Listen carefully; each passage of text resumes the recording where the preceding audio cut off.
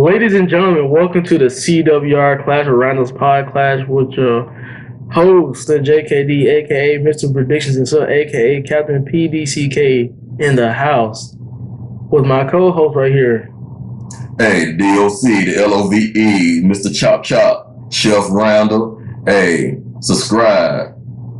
Hit that notification bell so you can keep on getting these videos. Hit those likes. And also, check out Soul Food Therapy, my other page on cooking.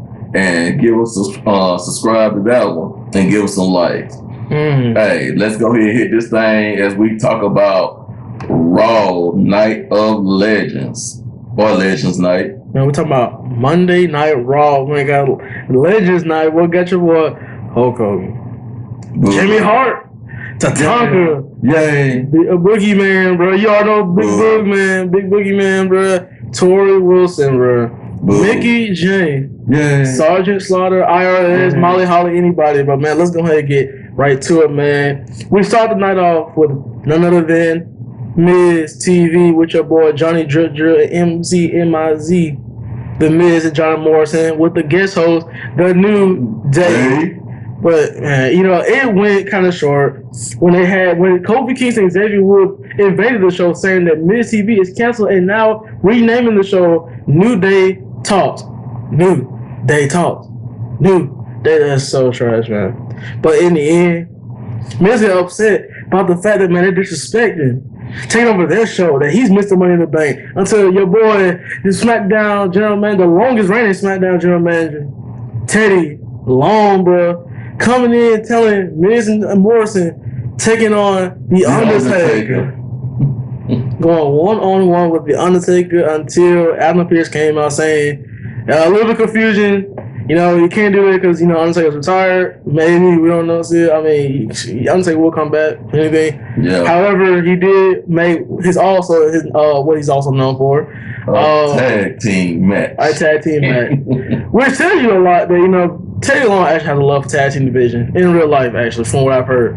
So he spent most of his time in WCW in the tag team division. He's pretty much managed all over tag team and stuff like that. But overall, I give this a D because it wasn't that great, honestly. The whole segment plus, it was the whole segment of the matchup. It just didn't. Yeah, it was a little play. Yeah, because either way, the New Day, they beat Miz more. So I mean, who was getting the pin? So, I mean, it was just not that much going on. However, let's go ahead and move on to the phenomenal AJ Styles taking on the Drifter, as he was known for. The Drifter, Elias. Oh, wait, my bad. Let me say this again. AJ Styles with his associate, Omos, my bad, and Elias with none other than Jackson Ryker. Let me put respect on them, too. This match, for one thing, the fact they did a part 2 to the matchup, when I saw that, I was like, why are they doing a part 2 to this matchup? Why, AJ Styles already beat the man. What's the purpose of having a part 2? That's what I'm saying. It didn't make any sense. And the context of the one from what I hear, pretty much this whole thing started because Elias was playing way too loud for Omos apparently to handle. And the biggest story what happened, like I said, anything Omos do is the biggest part of the matchup. I mean, TLC, that was the biggest part of the matchup, but. Man, Omos, man, smashed the shot with Jackson Ryker's hand with a kick, man. It may be a low kick, man, but that was a powerful kick, man. He smacked the chair out the dude's hand. But overall, AJ Styles once again defeated Elias, which I think this should be the end. Getting a C. To me, I believe really this is so AJ Styles not going anywhere. I believe Styles should have got a WWE title shot again at Royal Rumble, maybe. I think it should have continued. But hey, they didn't do that. So what about your boy? Speaking of other side notes, what about your boy Angel Garza trying to holler at Alicia Fox? Man, Angel Garza, man, that's my guy, man. I still believe he got pushed to the main roster too quick. I think he should have still remained on NXT a little bit with the Cruiserweight champion. But man, my boy Angel Garza, man, hey, I told you he's known as the Lothario, man. I mean, bro, Angel Fox looking healthier. I see, man. He's got a little tattoos going on, man. Got the blonde hair going on, man. I see, man. I miss Alicia Fox, actually. I missed her, wrestling. I missed her backbreakers. And the way she be doing the scissor kicks, man. Oh, nice until, man, Angel Garza, hit up Tatanka, Mickey Jane.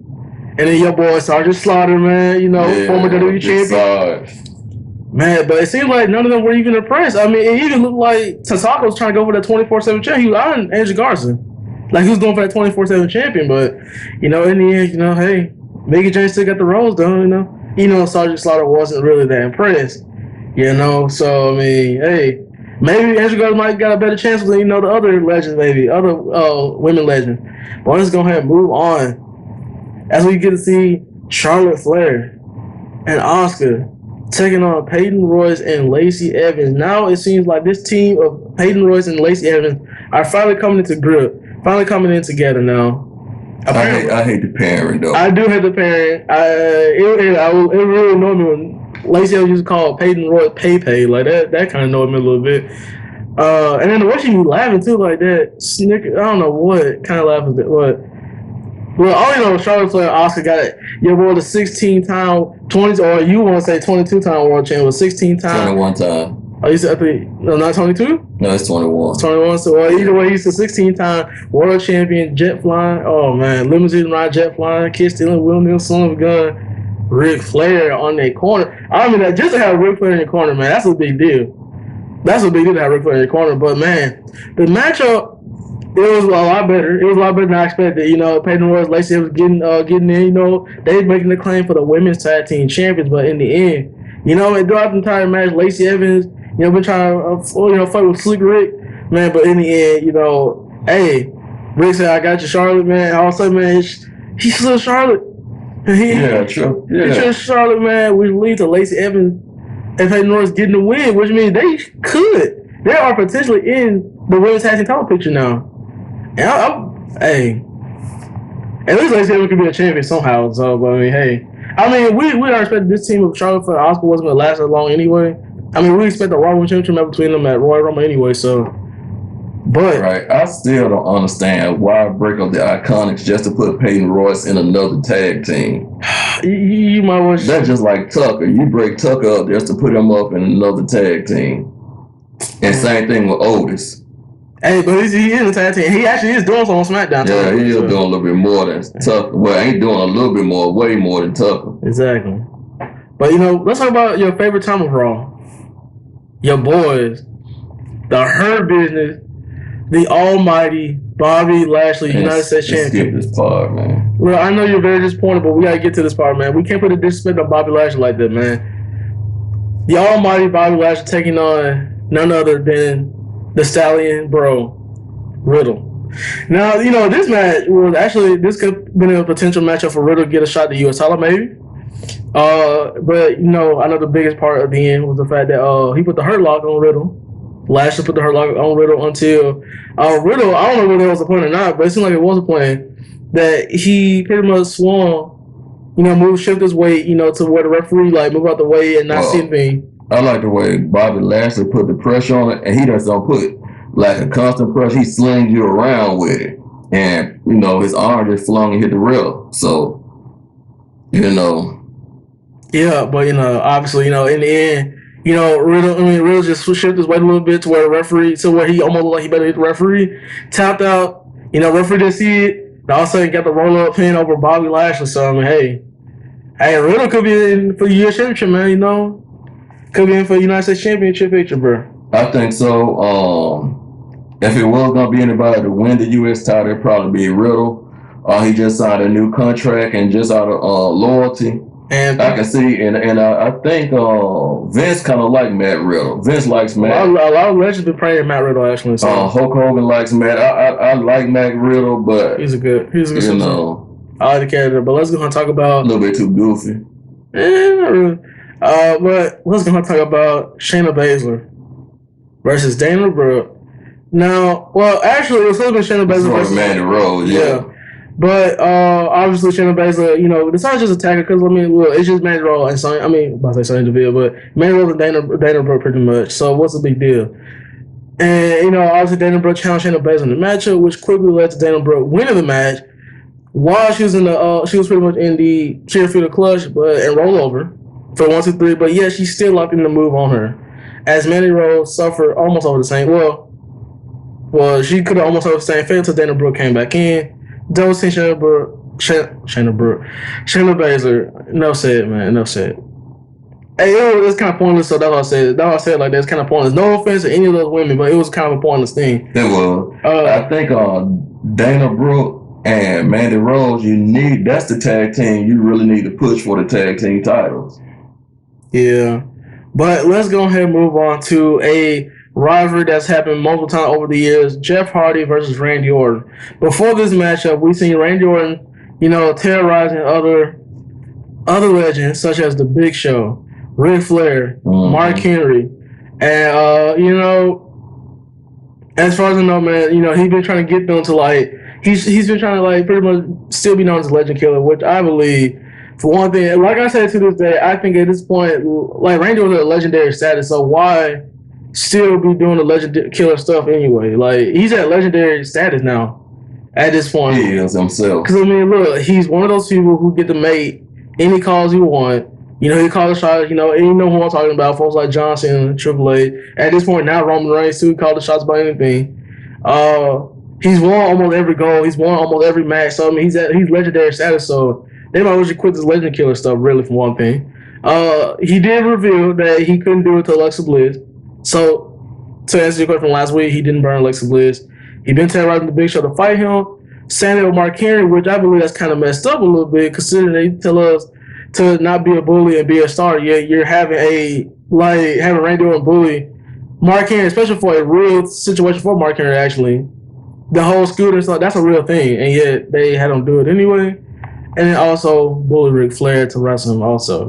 But with the Jeff Hardy and Randy Orton matchup, this matchup was pretty incredible, even for them to still wrestle after all these years still.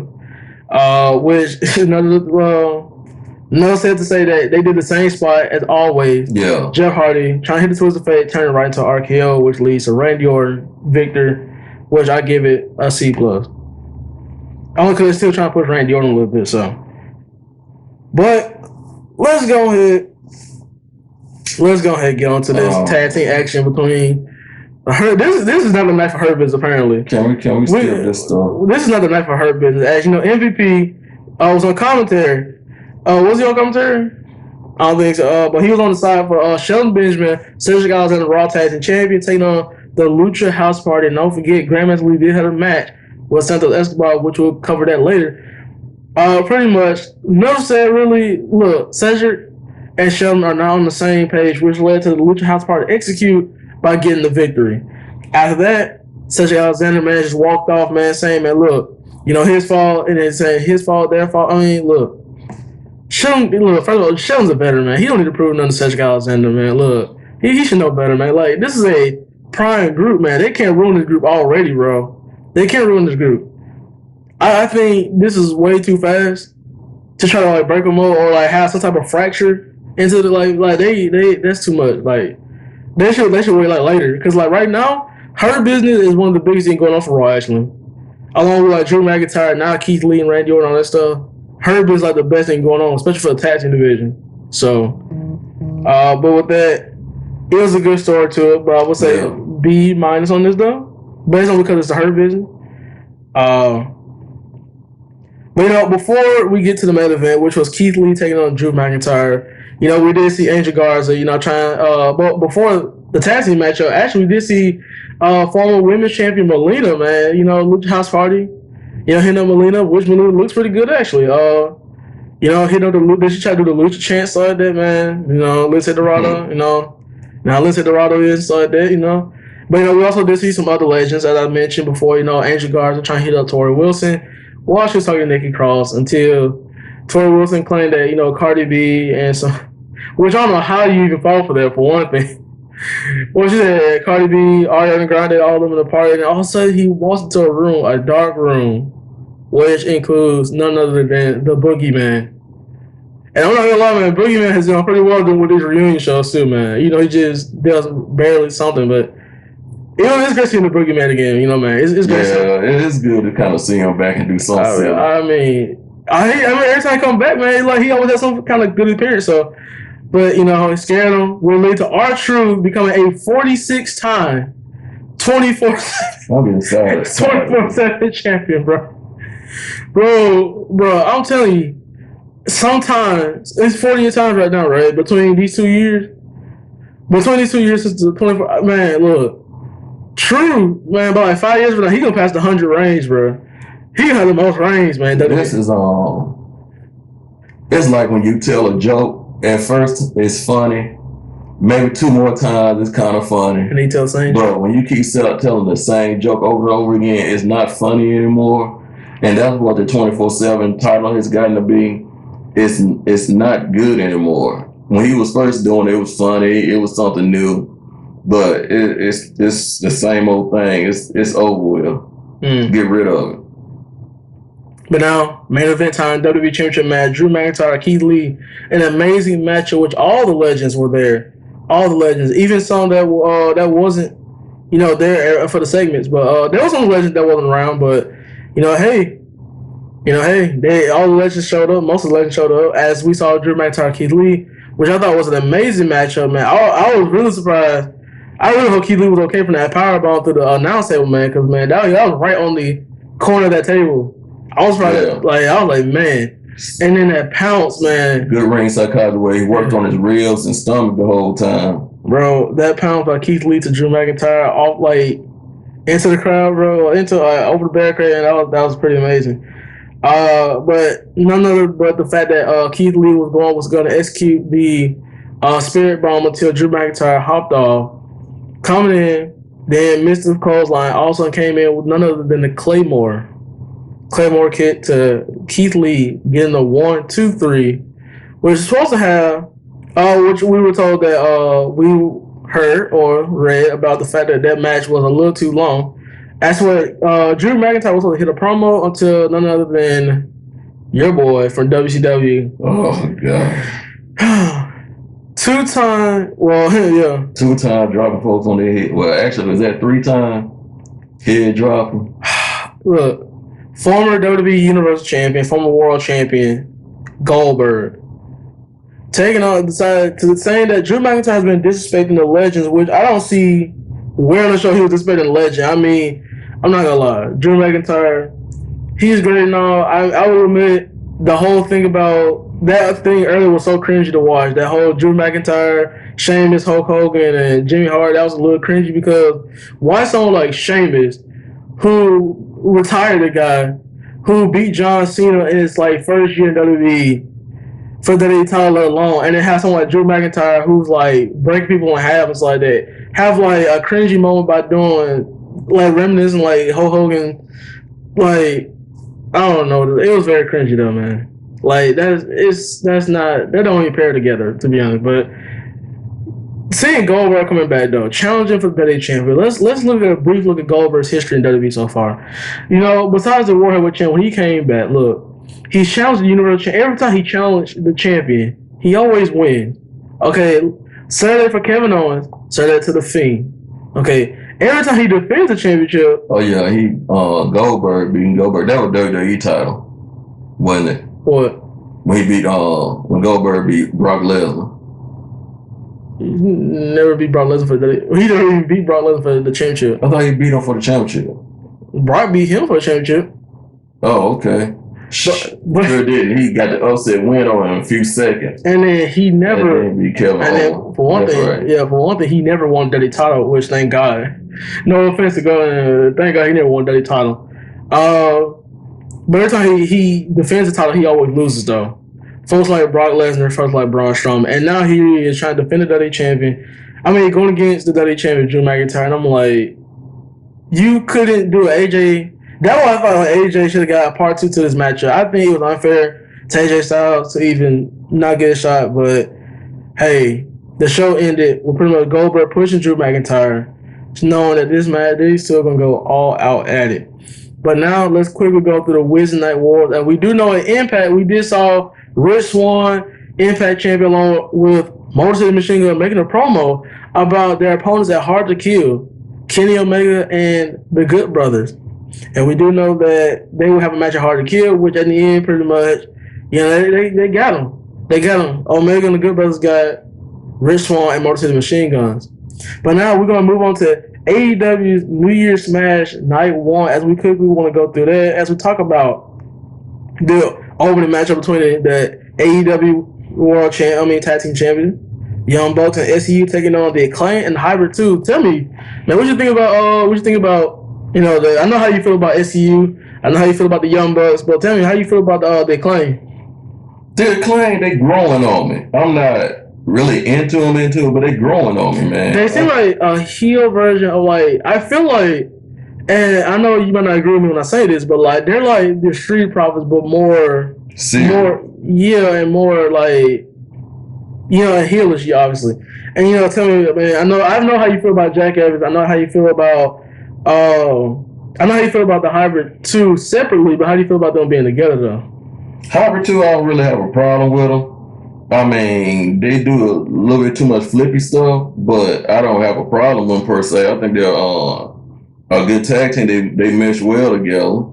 Well, in this matchup, there was a lot of flippy stuff. Well, there's not that much flippy stuff. As you see from Young Bucks, they come back as a tag team.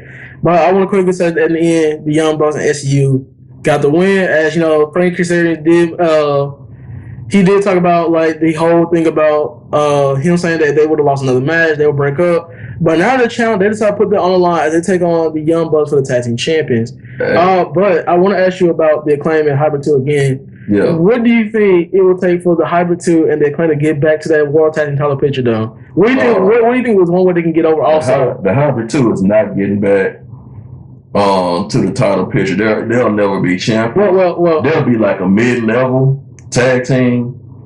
Most of their successes in Mexico.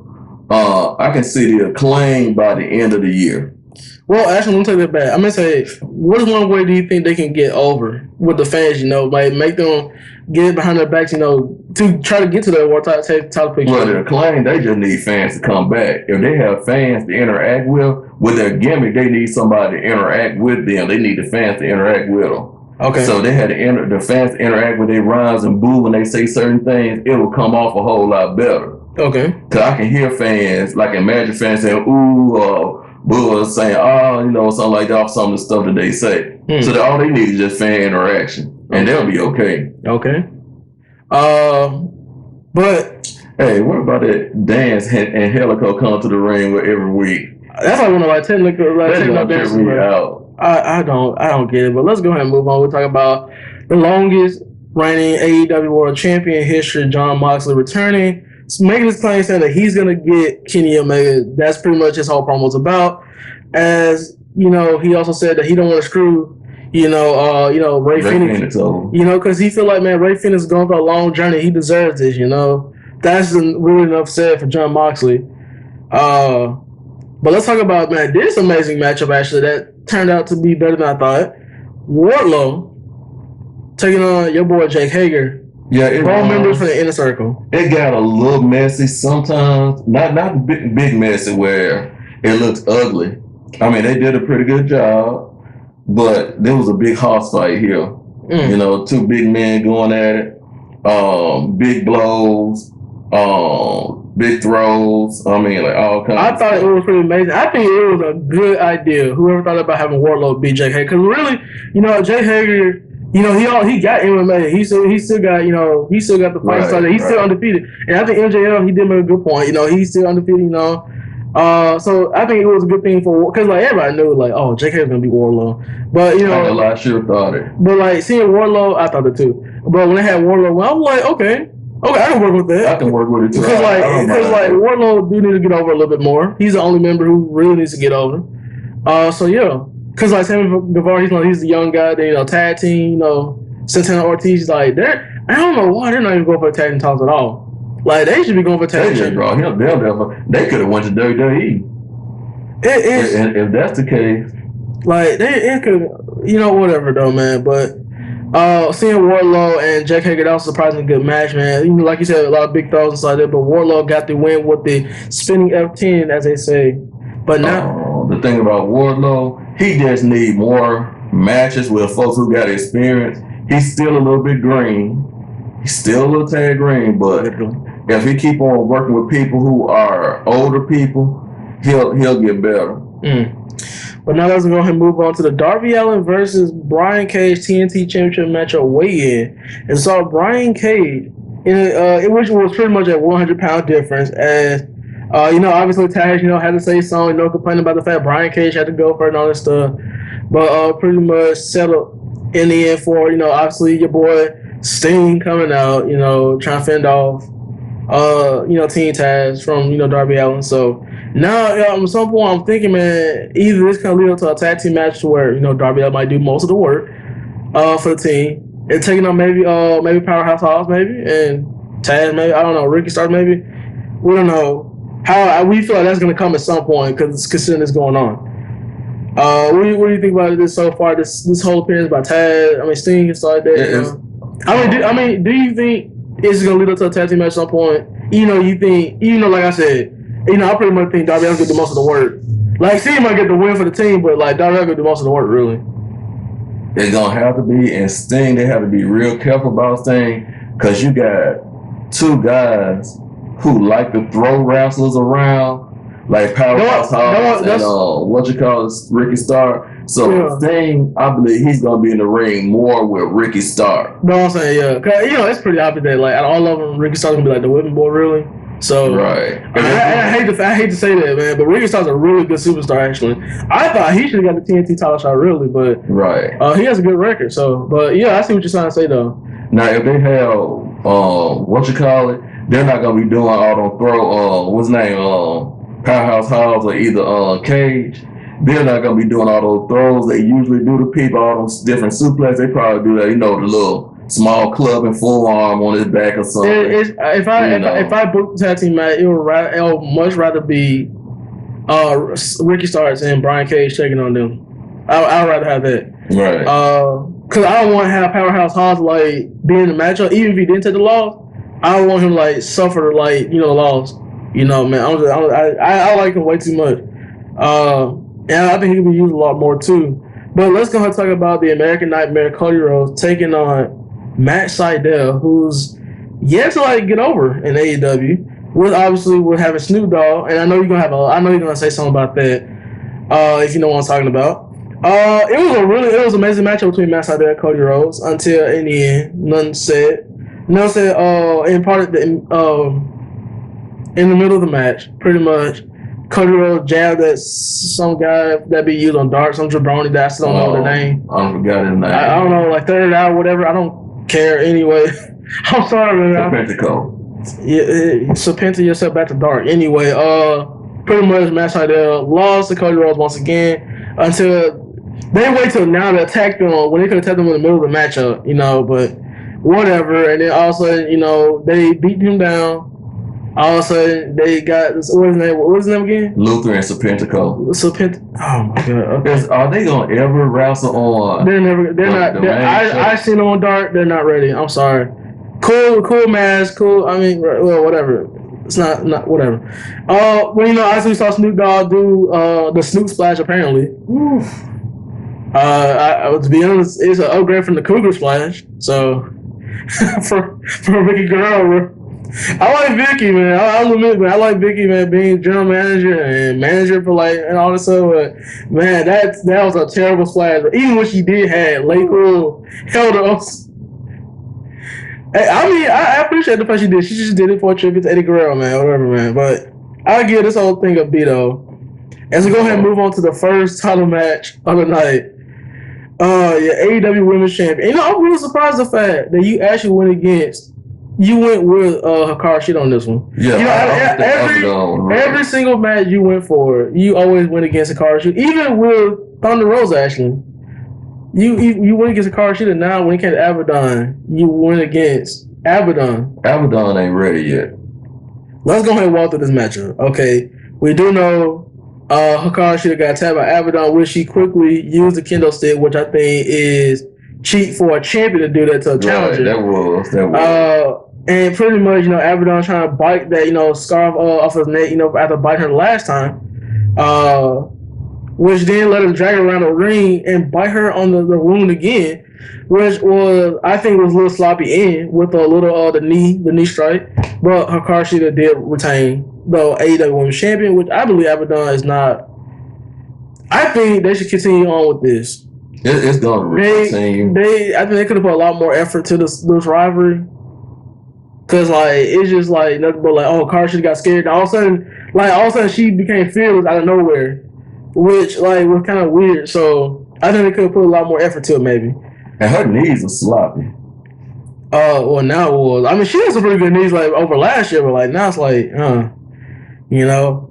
But let's go ahead and move on to the biggest story of the night, as we saw the AEW World Championship match between Ray Phoenix, man, the Mexican, bro, taking on AEW World Champion. And can I just say, please give up this entrance where they gotta have Justin Roberts, like name all these facts and stuff, and then have these girls coming out with these brooms and stuff, with these like 80s like workout outfits and stuff. Like that's stop. Yeah, they need to stop with the leotards. I can understand if you do it one time, but the fact you do it every single week, it's getting annoying. But anyway, Kenny Omega with Don Callis in the corner, man. Ray Phoenix showed why this journey of him getting to the AEW World Title picture got him here, man. He pulled off some amazing moves. I love when he do that springboard spinning kick in the corner, bro. I swear, I like when he does that. But man, you know, Kenny Omega, man, hitting up with like the V triggers, the biplex, and for those who don't know what I'm talking about, when I said the biplex, I mean the dragon suplex. It's just that when someone drop you in the head with the dragon suplex, man, you gone, you bye, like you done.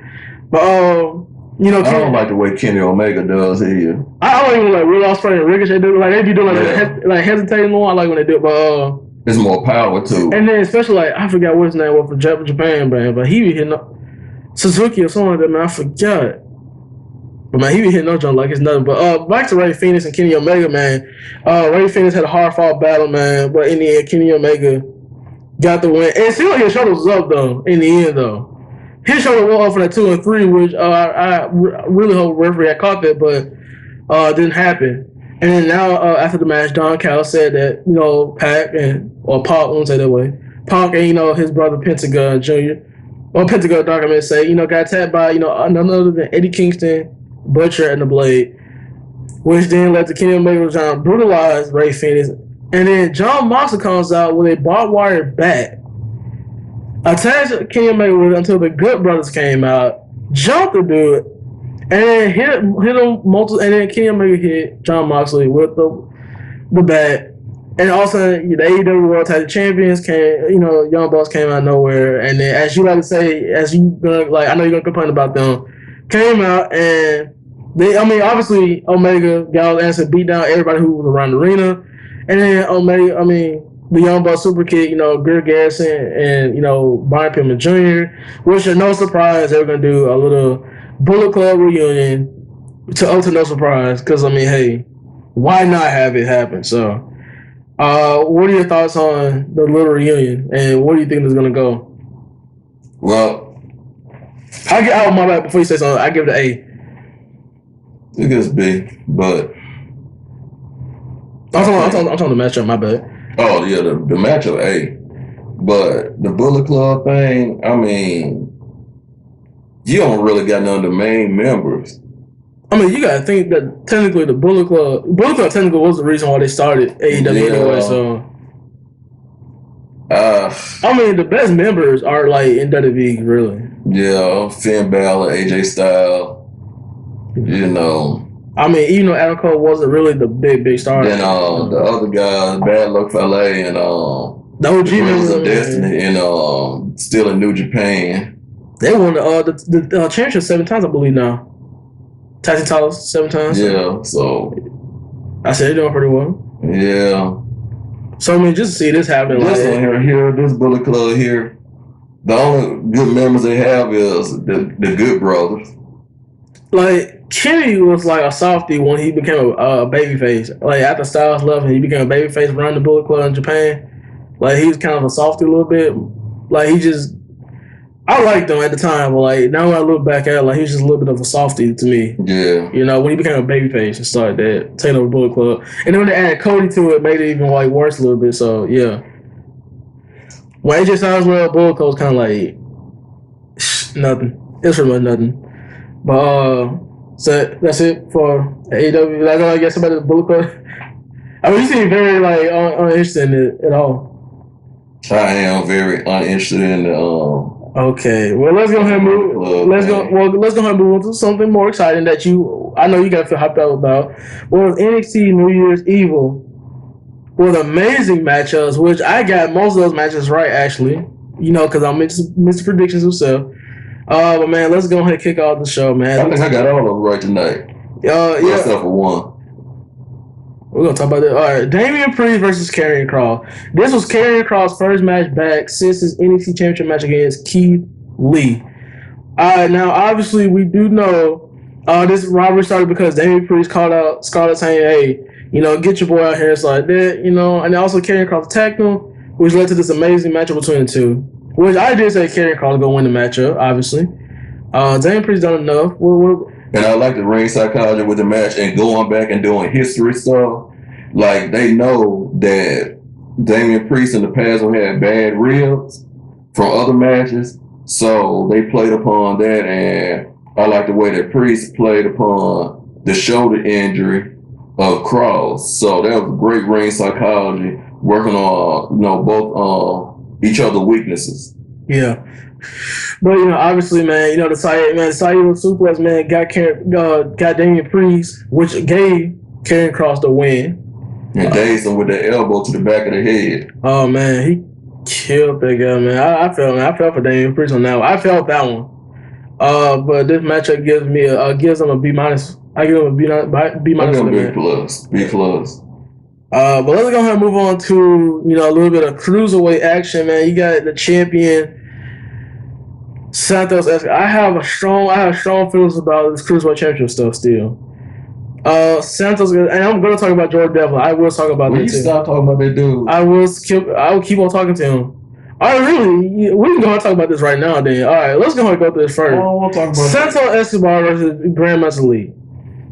Look, Santos Escobar, man, great cruiserweight champion. He did beat Grandmaster Lee fair and square. Well, no, but either way, in the end, he hit him with the Phantom Driver. You know, Santos. Hey, Grandmaster Lee came out at first like he was gonna win it bad, but I got kind of scared for a minute. I mean, he was in the finals of the Cruiserweight Classics, and he just fell off since. So, but you know, Cruiserweight champion, you know, subpar Cruiserweight champion, you know, Santos Escobar did get the win. As far as this Cruiserweight championship stuff, you telling me to give up on this Cruiserweight championship stuff, really? Please do. Okay, tell me exactly why you want me to give up on Jordan Devlin. First of all, Devlin is not gonna win that title. Technically, he's the champion. He better be glad he ain't sitting his butt at home. He still look. So what were your thoughts about Sami Zayn then? Sami Zayn champion. Exactly, but guess what? Here's the difference between Jordan Devlin and Sami Zayn, though. You see, Sami Zayn, he didn't want to wrestle, and we know the real reason why. But storyline wise, apparently he wasn't unable to wrestle, as they say storyline wise. But and then all of a sudden they crowned a new champion, a kind of new Intercontinental champion. However, with Jordan Devlin, NXT UK was gone for the summer, so it's not like you know. And then this tournament was an interim Cruiserweight Championship tournament. It's an interim Cruiserweight Championship tournament. Here's my question: did Sami Zayn ever defend the Intercontinental champion before the undisputed Intercontinental Championship match at Clash Champions? Did he defend the title? He didn't get a chance to. No, he didn't. What are you talking about? When he came back before the triple threat match, did he defend the title? No, he did not. COVID was going on. No, you're not answering my question though. When he came back and booed the freak out of Jeff Hardy's face, when he came back before the triple threat match, the Sami Zayn defended his Intercontinental champion. He didn't have to. No, he didn't. No, he didn't. Exactly. And look at Jordan Devlin. What they got to do with Jordan Devlin? Because Jordan Devlin is defending his Cruiserweight champion still. So don't nobody count. Don't nobody even watch this show, man. First of all, he's defending the Cruiserweight champion. Let me tell you something. Jordan Devlin is still counted as the Cruiserweight champion. He's defending his title. He defended his title last night against the newest star, Ben Carter, which was an awesome matchup.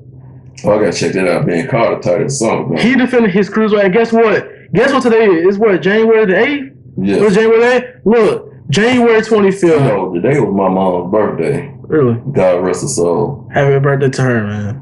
But back to the point, though. January 25th, 2020 was Worlds Collide.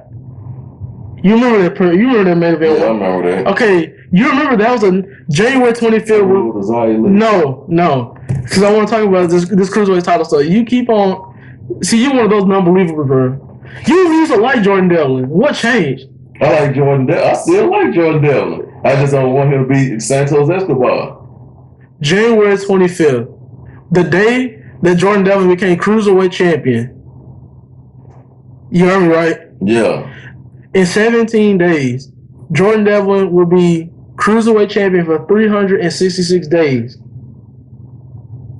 Now, the fact that I just... So you ain't gonna say the fact about he almost got sent home. That's still that, but again, he's still in the company, is he? He's still in the company. He didn't almost get sent. They never said anything about him at all. They didn't say anything about him at all. They said something about Gallagher and the other UK members, but they said nothing about him at all.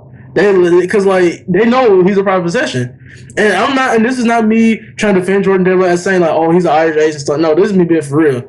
Jordan Devlin is a hard worker though, for real though. He is. And I like him. Don't get me wrong, I like him. Jordan Devlin, as far as the top, on Jordan Devlin, man. No, because I want to make this right. I want to make this right for Jordan Devlin. Devlin made it right, man. We wasting all the time they want to do. Man. Jordan Devlin is the longest reigning cruiserweight champion. And how they folks on this show don't even know who Jordan Devlin is? Well, look him up then. Jordan Devlin, NXT UK, Indie Circuit, longest reigning UK champion. He about to beat Gregory Hale's record. For those who don't know. But fine, you want to talk about Xia Li then? Let's go talk about Xia Li. Guess what? Xia Li kicked that woman tail. Bye. Let's go to the next. There's no say. And then, for one thing, why did you use Boa? What was the purpose of Boa then if he wasn't going to do anything? Like, are they going to do Boa next week then? Might. But I tell you what, that was a hellified spin kick she hit on that woman in the face. I felt bad for the girl a little bit. That was a good leaping spin kick. Look, man, I'm looking at this like master or whatever. I'm trying to figure, is he a guy or is he a woman? Like in the vignettes, it looked like it was a woman, but now it looks like it's a guy now. So now looking forward to see like who this is now. But now let's go ahead and move on to one of my favorite matches, which I got right. I got that one right too. None of my 2020 breakout star of the year. My 2020 breakout star of the year, Raquel Gonzalez beat Rhea Ripley in an amazing last woman stand-up match. And I like two of the spots, which is where she ripped the cage off. Yeah, the handcuff spot. She ripped the cage off. As I also like the fact that Rhea Ripley did put Dakota Kai. That was a resourceful. That was pretty resourceful of her to use use the lockers and then you put the crate or whatever. For a minute I thought they were gonna play like a thing where she put the prison trap on Gonzalez for so long that she wasn't gonna be able to give up because her leg would hurt too bad. No, man, Raquel Gonzalez too strong, man. I mean, did you not see her flex her back muscles, bro? Man, that woman got some back muscles. Oh no, man! Look, that was an amazing match. And I like the fact she put that power bomb her through the stage, bro. Which Gonzalez left a former friend, Rhea Ripley, in shambles, just like that. 1 through 10, there you go. Raquel Gonzalez is your winner, and I still believe to this day why in the NXT Women's Division are they steady. They have potential championship, like they have potential contenders, and yet they're not putting it on Mercedes Martinez. Raquel Gonzalez beat Io Shirai. She pinned Io Shirai at War Game. She should be the person going for the women's title. Now they got Toni Storm. No, wait, they got Toni Storm now trying to go for the championship now. And then when she tried to call out Toni Storm, now they got Mercedes Martinez now. Well, what's going on right now is they were looking for somebody viable to put Rhea Ripley out of NXT. Cause I think this is pretty much gonna be her last match. Yeah, so they finna move her to SmackDown. That's why she been on that losing streak lately, not doing too well. That's what they used to do back in the day. When you get ready to leave a place, you get beat. I mean, it was an 8 match though. Yeah, sure, I could have put an end to that during that women's title with that amazing, whatever, man. Look, let's talk about the way. I ain't liking the way, bro. I mean, this is so dumb. Look, you got a parade for Mr. Johnny Gargano, man, retaining the NXT North American champion, man. The way, that is the way to celebrate things right there. To celebrate you breaking the curse, that's the way right there. With your boy, Austin Theory, Future Star of the Year, along with Park, Future Star of the Year. Indy Hartwell, and of course Candice LeRae. And Hartwell kind of cute with her tall self. Sure, when she could have been Billy Kay's partner, but that didn't work out too well. So, however, that's the way how to celebrate. But all of a sudden, Shotzi Blackheart, who was the actual breakout star of the year, all of a sudden comes out and just foil plans, and then you got the next contender, Kushida. She shot it Milson. That was pretty cool though. And then you have your boy Kushida. Now I ain't gonna lie, I kept on saying Tommaso Ciampa and Johnny Gargano again, but hey, Kushida's a good contender though. I did been saying since last year Kushida should have been pushed a lot more. So yeah, Kushida is gonna be the next contender for the NXT North American Championship for what we see. And speaking of Tommaso Ciampa, we did hear that Timothy Thatcher was unable to compete due to an injury due to an injury from preparing for the matchup. So they will be fighting in the fight pit at some point though, but just not tonight. That night they probably gonna save it for the takeover for the February 14th. Yeah. But pretty much it was a mixed tag match between Johnny Gargano and Candice LeRae taking on Kushida and Shotzi Blackheart, with your boy Kushida got the win. Pretty much.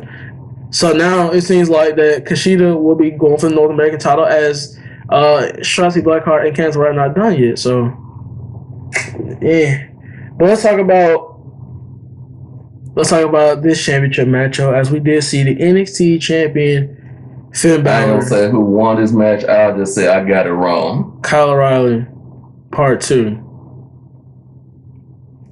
This match I got right.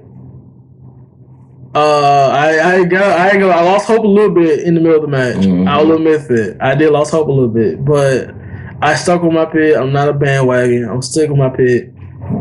Finn Balor. Let's walk through this matchup. Kyle O'Reilly went right straight in after him, especially trying to hit him in the face for that jaw. Right at the beginning. I would like to say props to Finn Balor and props to both Finn Balor and Kyle O'Reilly to execute past injuries. And then, Finn Balor's jaw, Kyle O'Reilly reels. Shout out to that. And then execute, and then the fact Finn Balor execute try to get revenge on the jaw thing and do the same thing with Finn Balor. Same thing as Kyle O'Reilly did to Finn Balor's arm. There was one moment where I thought Kyle O'Reilly should have done something. I remember in the end, Balor put a submission.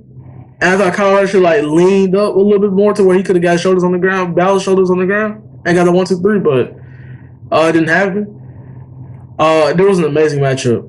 It was good ring psychology, especially from these two athletes, But like I said, Finn Balor did get the win by submission on this one. Mm-hmm. I thought it could have gone either way, because I know they're trying to do Finn Balor and Pete Dunne. As I know they're going to try to do Finn Balor and Karrion Kross. For the at least Karrion Kross. That's going to eventually end up being. Especially the fact Karrion Kross do deserve, and like I said, he does deserve his. Anybody who got screwed up with championship, they do deserve a rematch, or, just like Jordan Devlin. But still, Karrion Kross, he did deserve an NXT championship rematch, though. I did feel bad for the fact. And the fact he came back so quickly, though. That's crazy. I'm saying, because he's really supposed to have been gone for a little while longer. I mean, look at how Balor, see the injury. Balor was ready, before WrestleMania, but you know how they be saving, folks returns from after WrestleMania. But with that, man, NXT New Year's, tell me, which one do you thought was better? AEW, Smash Night 1, or NXT's New Year? I have to say, man, this was about a tie. Really, to tell you the truth, it actually was, but NXT got a slight edge. New Year's Eve, I ain't gonna lie, man. Look, I know I did say AEW did better last week's show because of the tribute to John Huber, but I ain't gonna lie, NXT they rose up to the occasion, beating AEW far more than what he just said. To me, New Year's Evil beat the New Year's Smash. But don't forget, we have SmackDown going on tonight. As we do know, we will have. Oh yeah, do you want to? Before we talk about SmackDown, do you want to talk about? You already did say about Rhea Ripley. Do you want to talk about that Damian Priest stuff? Damian Priest supposedly went to SmackDown, didn't he? Yeah. Pretty much. I heard Roman Reigns blocked. And Kevin Owens was the one who brought the idea up, technically. and Roman Reigns hard over. And of course, Roman Reigns are now one of those people now. Who Nick's, like he's like John Cena and Randy Orton, Triple and all that stuff. Nick's the ideas like that. Okay, for those who wrote it, saying like, oh, that's gonna be Kevin Owens' best friend, I would never said it. I probably would have said, I know the way I thought it would probably be too far, saying like, oh, like Kevin Owens hit up Triple H from NXT since he's so good with NXT. I thought maybe like he hit up Hunter for a superstar to come from NXT to help him out, and then reveals that. Watch his back, yeah. Then that makes more sense. But the fact you said like Damian Priest, Kevin Owens' best friend, like he do make a good point. Kevin Owens do make a good point. So, but now it doesn't like Damian Priest might go to the Raw brand though. So, I don't want to go to Raw. Now they got Matt Riddle and Keith Lee both on Raw, I probably would say for SmackDown. Yeah, I'd rather for him to just go to SmackDown. And you did say most likely Rhea Ripley will go to SmackDown, even though I believe she's gonna go to Raw. She fits in on Raw a lot more than SmackDown, and only because like Raw do need a startup player, and they already have Bianca Belair for SmackDown as a startup player still. So to have two startup players, that's true. So for to have two startup players, now they're gonna be a competition who's gonna be like built up more now. So Rhea Ripley does need to go to Raw, and she gotta get her vengeance on Charlotte Flair, and she's gonna try to go for the Raw Women's Champion. And then the Raw Women's, like I said, Red Brand fits her more better than the Blue Brand. Maybe later in time though. Okay. But yeah, speaking of the Blue Brand, we will see none of our boys. Two of our boys, man. Big E defended the Intercontinental Champion again. Our boys again, man. Apollo Crews. I'm looking forward, and I like the fact they pushed Apollo too. So looking forward to see how that's gonna go down. Is there anything else you want to say to our lovely people who will be listening to us? Hey, what I do have to say is subscribe, hit the notification bell to keep getting these glorious videos. Don't forget to share the video and hit those likes, and tune in to Soul Food Therapy weekly, so you can see new recipes and new tidbits of information about life and relationships. I like that. Okay, I like that. But with that, we will end this, man. I hope you guys enjoyed listening. Like he said, like, share, subscribe, comment down what you think. What other stuff do you think we should talk about? Whether it is outside of light stuff, maybe. But we want you to make sure to watch SmackDown tonight on Fox. And we want to bid you a farewell. I am your boy, the co-host, JKD, with my co-host, MCMIKE. And we want to bid you a farewell. And make sure to keep it tight. All right.